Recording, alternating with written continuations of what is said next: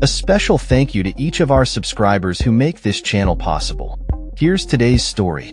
In a significant move that has stirred considerable debate, the British government announced on Wednesday an indefinite ban on the use of puberty blockers for young people under the age of 18 diagnosed with gender dysphoria.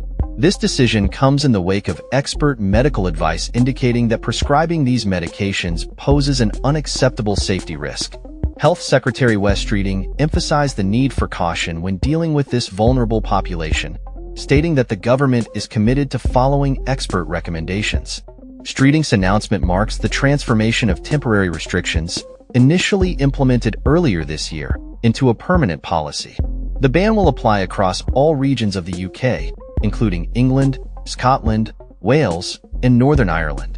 The decision aligns with a broader trend of increased scrutiny surrounding gender identity treatments for minors, particularly following a landmark review by pediatrician Dr. Hilary Cass.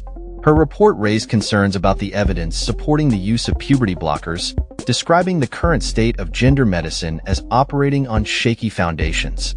As part of the government's response, a clinical trial is set to commence next year to establish a clearer evidence base for the use of puberty blockers in treating gender dysphoria. This trial aims to address the uncertainties surrounding the long-term effects and benefits of these powerful medications.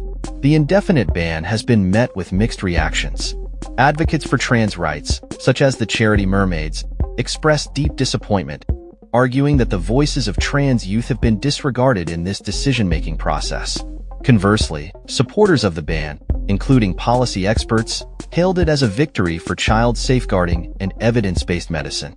The ban does not affect those already receiving puberty blockers for gender dysphoria. They will continue to have access to their treatment. However, the new regulations will prevent any new patients from being prescribed these medications outside of clinical trials. The government's decision comes against the backdrop of ongoing legal and public discourse regarding the treatment of transgender youth. A recent High Court ruling upheld earlier emergency measures that restricted access to puberty blockers, reinforcing the government's cautious approach. Critics of the ban argue that it contradicts guidelines from various international medical associations, which advocate for the careful use of puberty blockers as part of gender-affirming care for minors.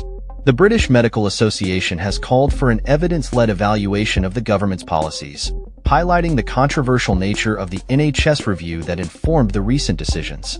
As the debate continues, the government remains firm in its stance, asserting that decisions will be guided by clinical evidence rather than political pressures.